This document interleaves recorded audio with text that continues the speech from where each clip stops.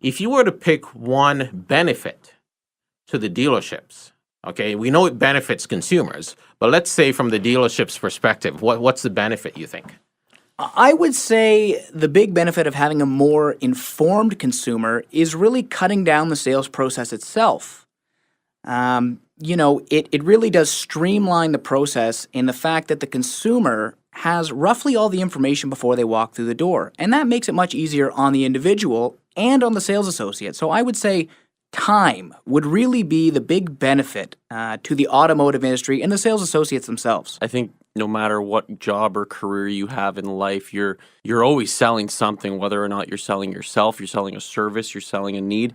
It doesn't matter, I think, in any situation given, you're not a salesperson. I mean, I think some people take, being a salesperson is being some sort of type of person, but at the end of the day, I really think, and I agree with the both of you, is that I really think that everyone in their own way is some sort of salesman or saleswoman in their life. And as a profession, you could read this and listen to podcasts and other opinions anywhere in the world. Sales is regarded as the number one profession in the world.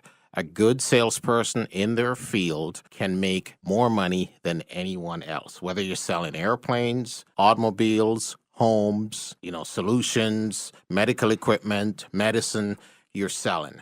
So it's very important to put this into perspective. We talked about that in sort of the first episode, that the internet really changed the game from that. And I think what sales associates in any field have to understand is they're no longer the authority figure on their product. I mean, yes, the consumer does have to come to you for the most point, but it's not that, what you know and they know is so different. People come in very researched. They know what they're typically looking for.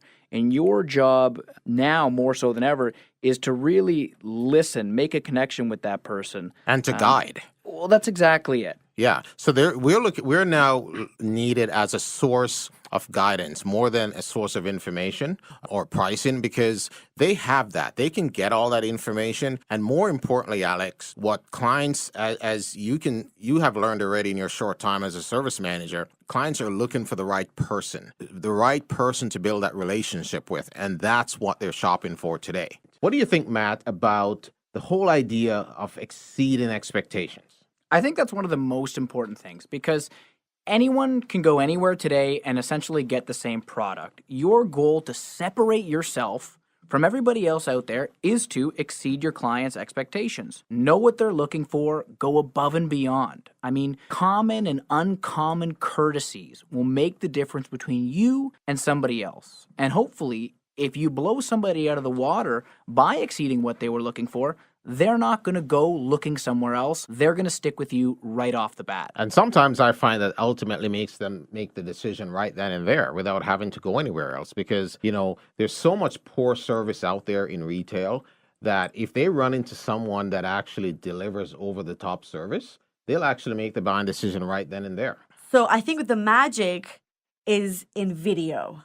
That's where I think we can actually make the connection. I think the magic is going to happen in video. So any type of video communication, and retailers need to understand that video communication is the now, like I said that earlier. So if you're not communicating already with your customers, you are behind.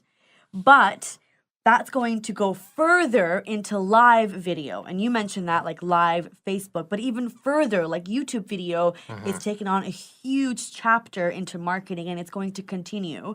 So imagine, and I know this sounds crazy, but just imagine like live TV. Think reality TV right from at your the store. dealership. Right That's from right, your dealership, yeah. At the dealership. And that's what the market wants. That we see that the market wants story, the live stories. They want the authentic story behind the brand, behind the dealership, behind the retail, behind the person. Yes, even. the people That's who are where actually involved. Even the yes. salespeople have the opportunity to have a personality and stand out. And that's what successful companies such as Tesla are out there and communicating directly with their customers. The CEO is sending out the message directly to their customers, and that's what the customers feel. The drivers get the connection with the CEO. It's live. It's personable.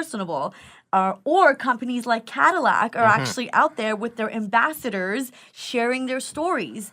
And that's how they're reaching millennials. And the ambassadors are obviously geared to the demographic that That's they're right. trying to They're cater targeting the age group, the lifestyle, and once they're sharing these stories. One of those core principles that a lot of salespeople just don't get is being prepared, getting an early start. Yes. How do you find that, and why do you think that that's important? Well, I think being prepared, you got to ask yourself, what am I being prepared for? And so the big question is, how do I make this a win-win situation for the person I'm sitting with? So if I'm going to be prepared, I got to know what that person's win is. Mm-hmm. And what I find is a lot of salespeople, it's about me. Yeah. You know, I need this sale. You know, I'm supporting my family. No, but it really, you need to make it a win situation. So you need to understand how your solution is going to help that person win at what they're doing. Yes. So the most important question you got to ask yourself is, what is this guy's win? And many times people will just default to the easiest answer, which is money, like price. Well, Yes. this guy wins if he buys it. That's not necessarily true. You know, we look at prestigious brands, and you would know with Lexus, you know, sometimes it's not all about money. No. Sometimes it's about that, you know, cachet that goes with it. So if you were to say to me, what's the most important thing about preparation? I would say the most important thing is to show the individual you're presenting to how they win in this situation. In episode number 5, we talked about sales success and some great principles that are very important for sales success and how sales as a career is evolving and changing. In this episode, we want to talk about some personal development because I find personal development more and more today is becoming crucial to success. What's your take on personal development? How do you think it fits in with a successful sales career? Well, everything's attitude. And what it really boils down to is you got to have a positive attitude and you got to find passion in what you're doing because people feel your passion. If you're just going through the motions, they'll figure that out real quick. People figure that out real quick. And people need to feel like they're buying into something. And that leads right into point number 2 that I have on this particular list, which is plan and monitor objectives. So a lot of people make goals or set goals, you know, and they put the numbers on the sheet or put the numbers on the spreadsheet, but there's no planning and there's no checking back and monitoring to see how they're actually doing. Why is that so important for our success, you think? I think you really want to plan and monitor your goals to know where to spend your money, spend your time, where your wins are coming from, and where your losses are coming from, because you're only so limited on your resources. So where adjustments are needed, because sometimes you need to take like a self-assessment. Exactly. Right, to see if you're actually keeping pace or on track with these goals that you set. I mean, even though from a big box perspective, you know, let's say you had a goal for the second quarter, right? But, you know, March is over and you're halfway through April and it's not really happening. You know, what do you do at that point?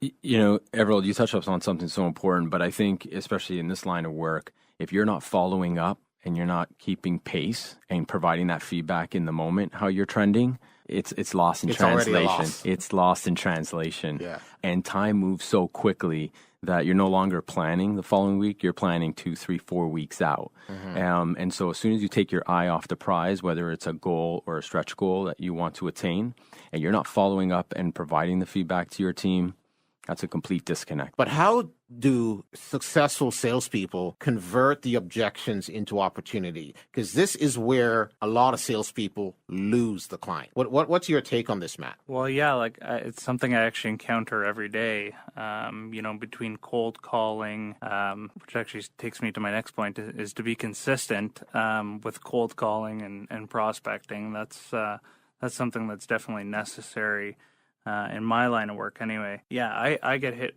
with common roadblocks being, you know, the guy's at home during the day. He's like, my wife's the decision maker. And, you know, coming across those roadblocks is definitely something that needs to be done in order to get new opportunities. Yes. So Objections in the automotive world is, okay, it's not the right size, it's the payment, it's the price, my husband's not here, it won't fit my 3 dogs, whatever. I mean, there are a million different objections and reasons. And dealing with real estate, you're talking about bigger ticket items, hundreds of thousands, sometimes millions of dollars. So to be able to overcome those objections from the perspective of the client. How do you find it, Dario?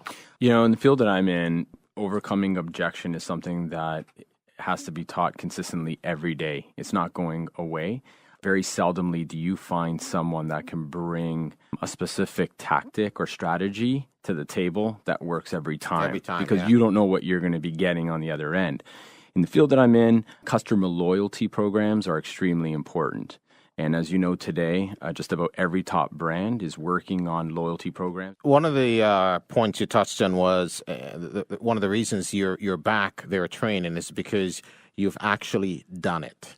Yes. Okay, and that to me is a very big deal today because I get up in front of, when I do lectures today at a couple of colleges here in Toronto. One of the clarifications I really come out and say right off the bat is, hey, I'm in sales. I have been in sales. And by the way, I'm still killing it. I'm still doing it much better than everybody else at my store or in the industry. This is not just somebody who did case studies or research or dabbled in sales. This is someone that's been successful in sales and is basically finding a way to coach great talent and to mentor and to teach and to train and to develop better sales talent. So I find that adds instant credibility because I didn't just write a book because I wanted to be an author. I wrote a book because I had a lot to say about sales after actually doing it.